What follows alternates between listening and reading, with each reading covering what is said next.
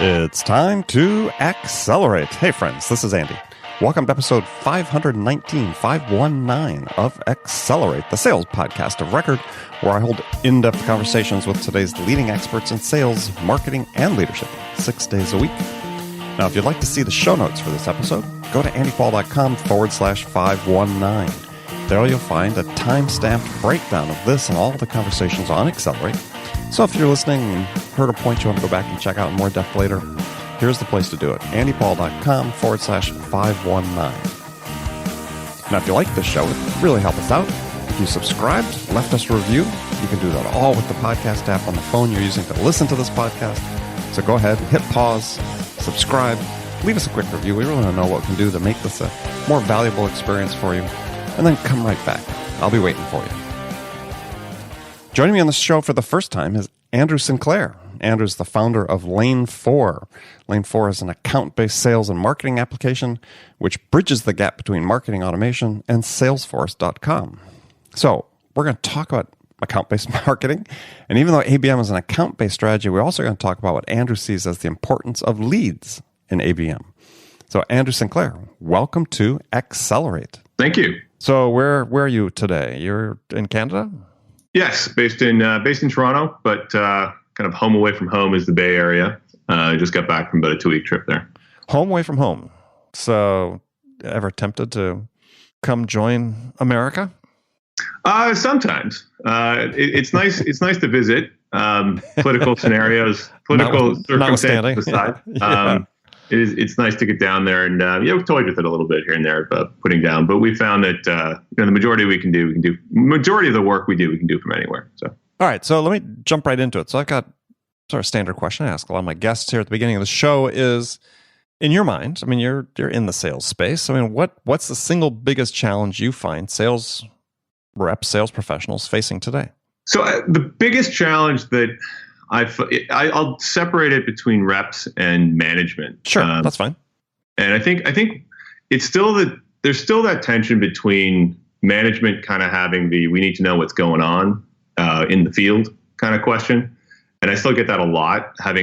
Basically, a lot of our work is to support strategic sales operations. And inside that, you get a lot of we just need to know this, we need to track this, we need to forecast this and whatnot. And those are still the general challenges from the management side. And I still think that there's that overall difficulty on the rep side of just feeling like you just got to go into systems and just bang in all your stuff, right? And you got that, and you still have that debate between how much time should you be selling and how much time should you just be doing your administrative stuff. So being kind of an ops guy, as you can kind of see from the answer there, it's yeah. I didn't hear the word customer in there anywhere. So yes, you're a sales ops guy. Yeah. But I mean, it still is a fundamental issue, I think, and we're going to dig into CRM as we come up. But it's also, I think, this perception still is, I think you're alluding to, of reps are seeing CRM as a burden and management seeing it as sort of a command and control tool.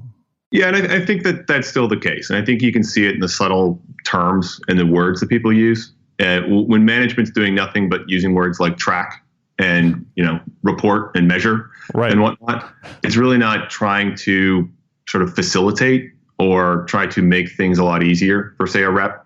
So, for example, what I like to try to do is try to follow kind of end of job approaches to things. So if we can give sales rep the ability to cut a sales order in 2 clicks, then you can use that interaction to record a whole bunch of data.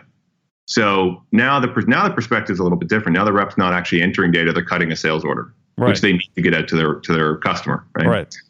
So it's those kind of mind shifts and perspectives that we try to apply to things, but unfortunately, still don't always happen. Right. Yeah. So what do you think is sort of the one behavior that has to change that in this regard that would make a difference on both management and the individual contributor's part? Sure. I think the challenge is trying to get systems and technology to facilitate what people do. And I know that on this podcast, you talk a lot about sort of getting ROI out of tools, right? Mm-hmm. And I think that's part of the challenge, is that we stick tools in front of people and we kind of expect it to just kind of work. And I think that's the biggest challenge of facilitating, right? Because tools really work to facilitate what someone does. And if they're just stuck in front of people, they don't always do anything. And we ultimately dissolve back into this granular idea of just track your stuff, right? And that's where we end up at. And that's what management really wants. So yeah, I think part of the issue though too is what we want the tools to do is to support somebody else's vision other than sales of what it is they should be doing, right? And to me that seems like that's always sort of at odds a little bit. You know, the sales rep says, well, hey, this is the process we should be using to selling. This looks more effective, but you know, we're setting up this process in our tools that says, no, we do it this way. And it seems like we lack alignment that way oftentimes.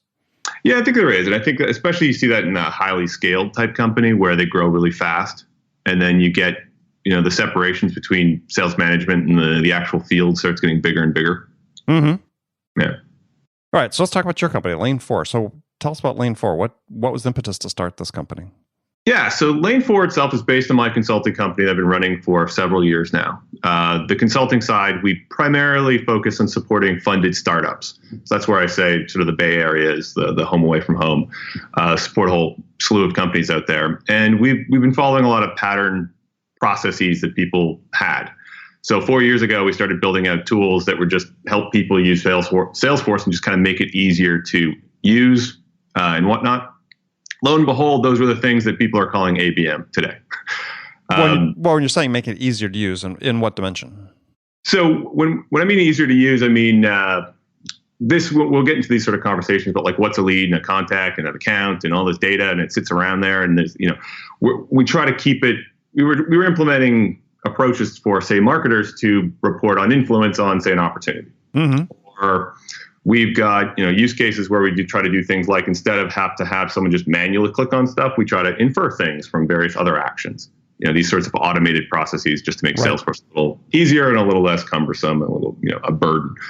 So inside that spawned the idea of this Lane 4 package, which does things like account-based lead routing. So the emphasis of that was not actually an account-based anything. It was really just, you had a trade show list, right? You got customers on a trade show list. We want to filter them out. You want to make sure that if you got some named accounts, the lead goes to that person. These are the types of problems we were solving, you know, several years ago. And today, they've been rolled into this one sort of umbrella package, which we're calling Lane 4. Designed to make implementing an ABM strategy much easier. Due to the suite of tools that are in there. Okay. Well, let's back up just a second. So, yeah, it seems like the function of a lot of the new sales technology tools that come on the market really sort of play this role of I don't know, they're a layer that sits on top of Salesforce that in many respects make it easier for the individual rep and individual contributor manager even to interact with Salesforce, right? And you've sort of taken what I understand is really a different approach in terms of not having a bolt-on application, but more writing within a native Salesforce app. Now, tell people what the difference is there. Sure. So we fundamentally feel from our core that the account, and when I say account, I mean sort of capital A, Salesforce account record kind of idea. And that's your system of record for your account-based strategy, right? Mm-hmm. So that's where you've gone out to various sales tools. You've discovered where these, you know, your top 100 or your top 5,000 or whatever the number is, and they now reside there, and that's where they're mastered.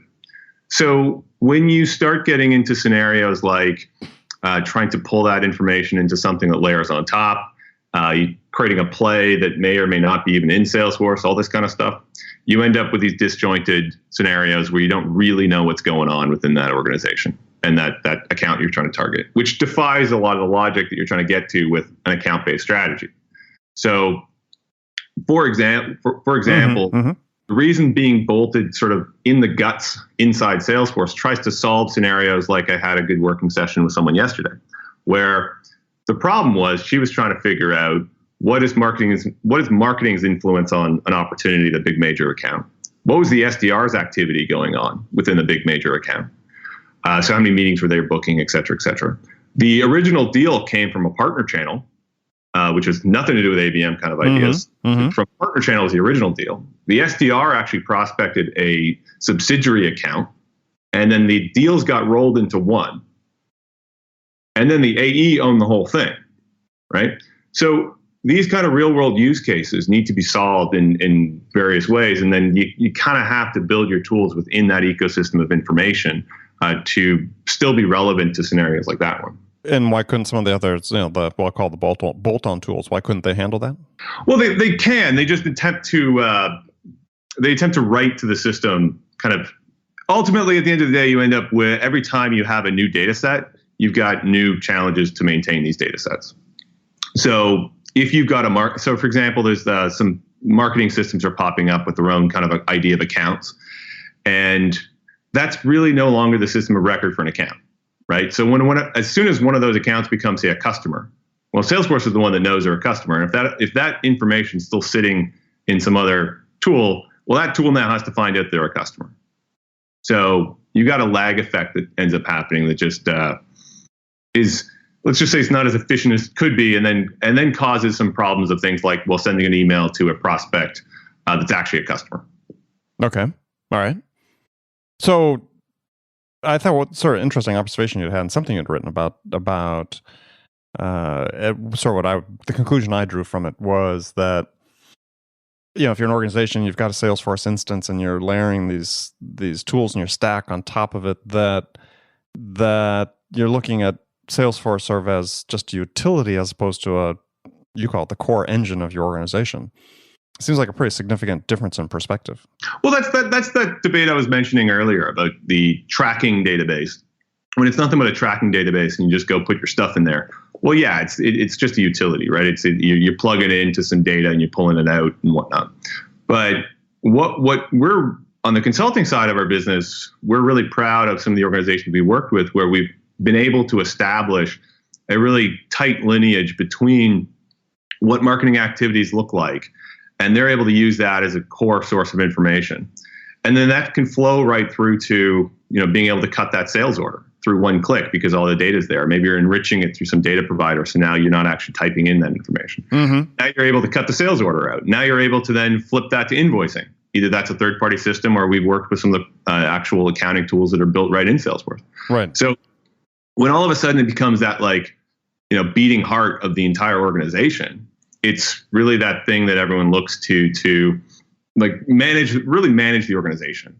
And rather than just trying to stick a bunch of information in there because some management person told them they had to do that. Got it. All right. So you say there's sort of 4 prototypical processes that you really help manage. So first one is lead assignment, or a group of things: lead assignment, account matching, time to follow up. So we sort of talked about lead assignment a little bit, but why don't you get into it a little bit more and then tell us how you really help with how that leads to improved follow-up time. Yeah. So we also believe on the management side, we also do believe what gets measured can be managed. So what a lot of people are starting to do, and we're starting to see things like 5-minute SLA type policies coming out to SDR teams for marketing, these sorts of things, right? So we need to be able to figure out that lead, and we'll get into the idea of what's a lead and what's an account and what's a prospect and all this kind of stuff in a bit. But assuming we've got some sort of lead and assuming we can actually get it to the right rep, well, now we want to put some onus on that rep to do something, right? Marketing's done their job and they've created that MQL. It's now there. So now, hey, I want to know how long it took you to actually do something with that record. And whether that's, firing that through an SDR sales tool, just what did you do to actually make sure that you engage with that person that showed up? And so how are you capturing the time on that? Well, we just, it's that, and that becomes that's what I mean by we're kind of under the cover system where we want to just make it easy. So we will grab the time that happened. We'll then take a look at the business, the business hours of that SDR, make sure that SDR isn't, if the lead comes in at midnight, we don't expect them to just, send an email at 12:01 at night. They're going to do that in the morning. So we'll track those things in business hours. But you'll do that automatically. So that information then is reportable back to a manager. Say, look, this is our average follow-up time, for instance, on a lead that comes to let's say an inbound lead that comes to an SDR. Oh, absolutely. Without question. I mean, we fundamentally believe that you should not ask a person to do anything if you can track it automatically. Yeah, and I was sort of digging at a second point, which is that for all these things that you're asking people to do, is that you're going to measure how long it takes them to do it. Yeah, and I think that there's a just like marketing people have this idea of every single piece of data you have in a form is kind of like currency. So every piece of information you want from someone, you have to have more value on the other side. So we think that if we're going to surface up, piece of a lead or something like that to you very, very quickly, well, now we're going to have some expectations that you do something with it. Now there's going to be some expectations that you're going to close it out. And then that gives us the tracking need and gives you that, that hot lead really fast. Mm-hmm. Okay. So the second thing you talk about is account creation, and you talk about that fitting into your segmentation models. So again, dive into that just a second. Yeah, so that's that's the pillar of account-based strategies, right? Is to understand target accounts, then to have a model around that to say, hey, these are the organizations that fit what we're doing, whether that's sort of a predictive algorithm, if you will, around related accounts, or if that's just raw heavy lifting of saying, hey, we're good with this employee size in this industry and so on. We want to make sure those are there, and we want to surface up enough information so that sales operations can do things like, hey, how many customers do we have in the Bay Area, and what does that really look like? And how many customers do we have on the East Coast and the West Coast? And allowing people to start making good decisions on things like, should we have more reps on the West Coast? Should we just put one rep in all of Canada, which I know people still do. This kind of stuff. So being able to actually, well, hey, there aren't that many people there, right? That's what they're saying. No, I know. We're not the population of California. No. Right. So it must be as easy to get around all of Canada as it is all of California. Yes, absolutely. Yeah, 3,000, 4,000 miles notwithstanding. Yeah. Okay. And then opportunity creation. It seems like this is one you think is the most important. Yeah, and this is where you get into the heart of the different reporting models and forecasting models of organizations. And when you're looking at, and that's really subjective to how the organization does things. I think what's kind of interesting about what Salesforce is doing is you're starting to see a little bit more standardization as people are being drawn to, their CPQ tools, and there's a bit more standardization now with how people are managing things, especially when you get to things like MRR and ACV and all this kind of stuff. I think it is always interesting to look under the covers and realize that Salesforce as a product sells widgets better than they sell subscription services. Mm-hmm. When Salesforce themselves were a subscription service. So it's always one of those interesting quirks of a company that makes a product doesn't always use the product in the way they need to. So it's about making sure that system does generate the forecasting and the data that you expect.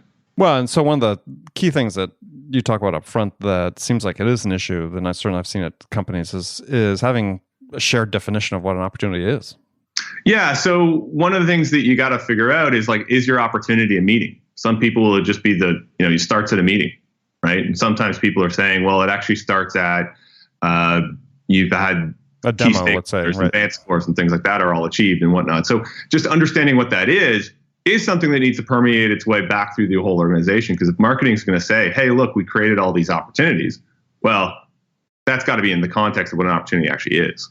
So when you're working with organizations, and what does that process look like in terms of helping them define what constitutes an opportunity that they can all agree on? Well, I think that goes back to what you're actually measuring.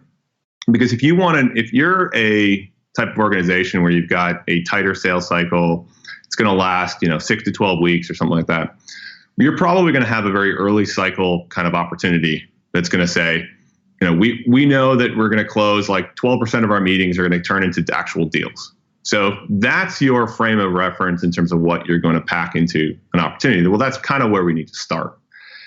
If you're the type of organization where, we're looking more like it's a 12-month type timeline, well, you probably need some other data points in there. Well, you're going to have multi-touch. You're going to have 16 meetings. You're going to have different meetings with various stakeholders. So you get a lot into very meeting management type stuff, where you need to record those kind of engagement and touch points and next steps and what have you to know that it's actually progressing in a direction that you're hoping. Now, there's a lot of tracking things I just said there, which is tough, especially when the deal cycles get longer and then you're expecting reps, put stuff in there. But and that's a critical question though. Is so how do you track that, especially when it gets longer? Because we know a couple things happen. The longer the deal gets and the more complex it gets, is that processes become less well defined, the steps taken, stages become less distinct and less relevant perhaps to the deal than they were in something that's more tightly defined, like a 6-week sales cycle. So how are you helping companies in that regard sort of track that? And time is a key factor of that, right? So the amount of time that's being invested, really, to me, I'd want to know that, because to me, ultimately, that's the real driver of productivity. Yeah, absolutely. Yeah, there's a bit of a holy grail of sales ops measurement of where reps are actually spending their time and if they're spending them on deals or not. Hasn't yet happened. I'm thinking there may be some predictive engine out there at some point that will take all your Google Calendar data and start figuring out what you're actually doing, and relate that to the actual deals.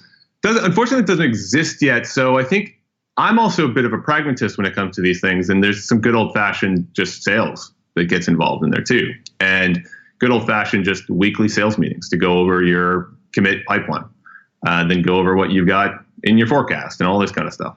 I think we gravitate sometimes to tools are going to solve our problem. And I've seen like the number of sales process methodology tools that I've been presented to over the years are they're crazy. There's dozens, there are hundreds of them. Hundreds, literally, yes.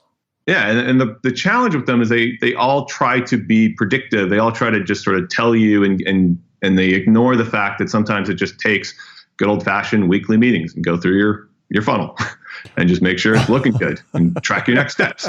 Well, but that's like heresy these days, right? I mean, it's we've got all this data. The data must be predictive.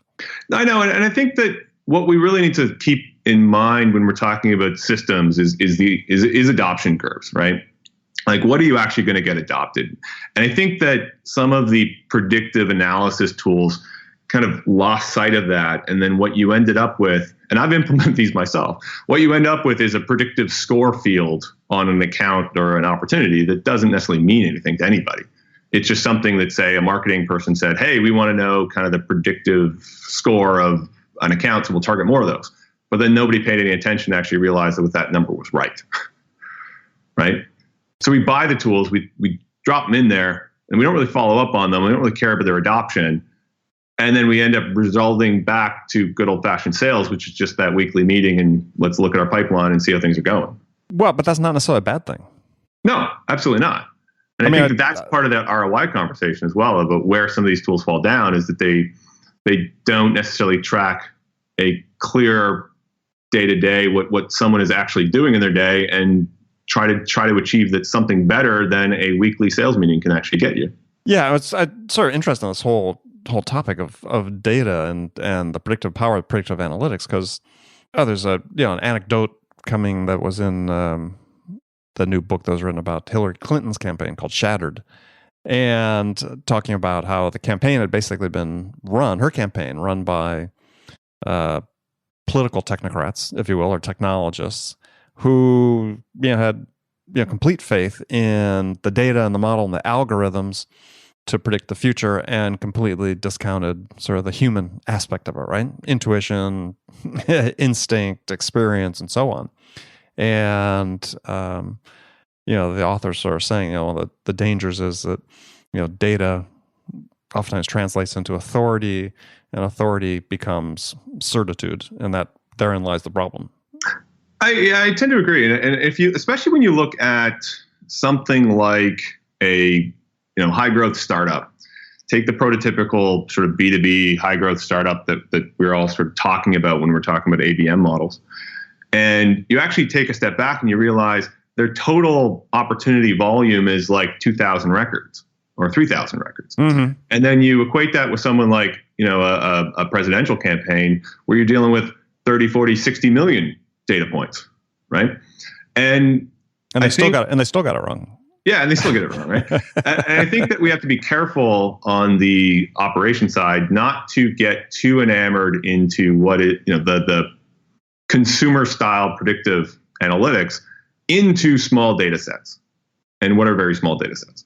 Obviously, when you grow and you become a big Fortune 500 company and you're running divisions and you got thousands of ops a month, these things become more statistically relevant. But we can't lose sight of the fact that sometimes we're not actually dealing with as much data as we think.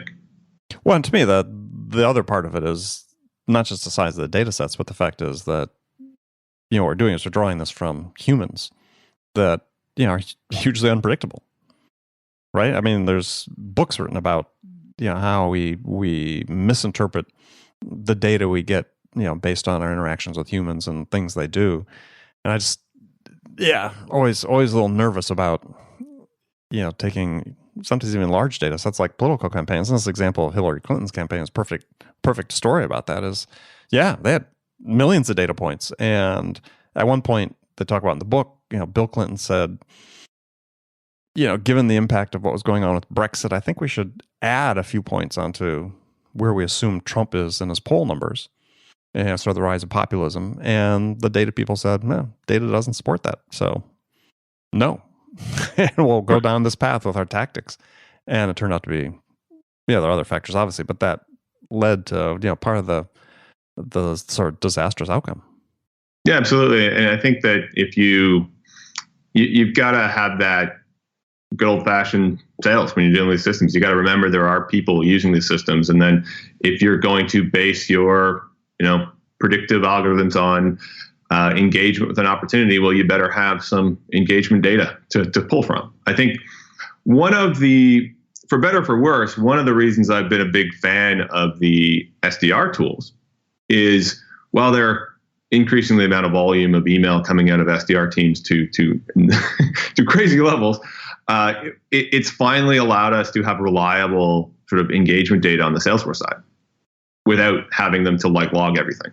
Because if it's just automatic, well, all of a sudden now we have a lot more information to identify, right? And now we can figure out who's a better SDR than someone else. Now we can figure out if this is actually a really good meeting because we've got some history behind it.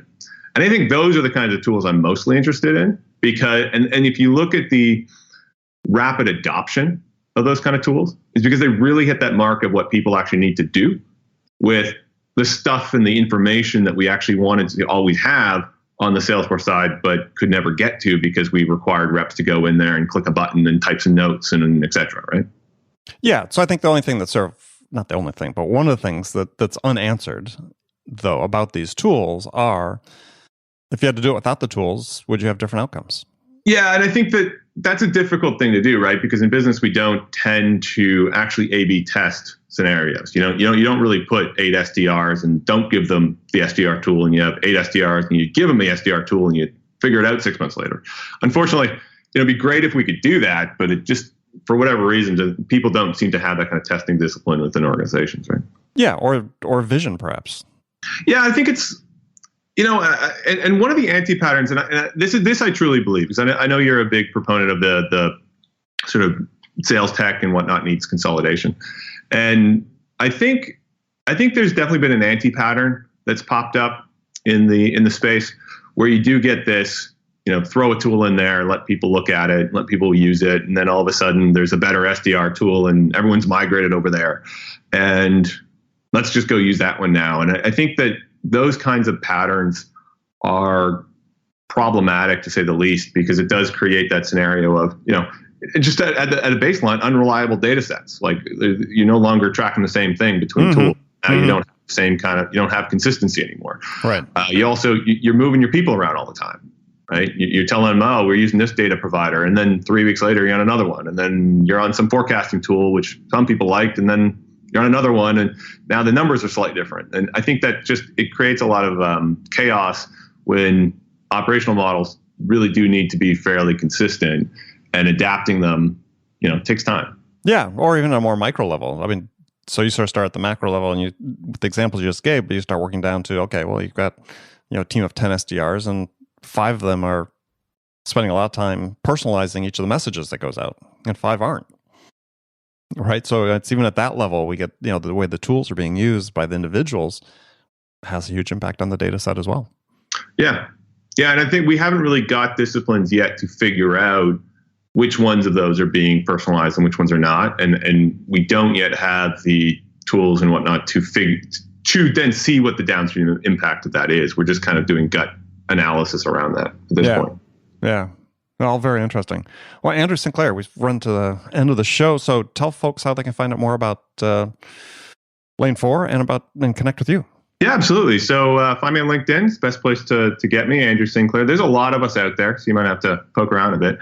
After the backslash, is it just Andrew Sinclair? Or? Yeah, it should be. Okay. And then otherwise, look us up on lane4data.com and find out about what we're doing in the product. Okay.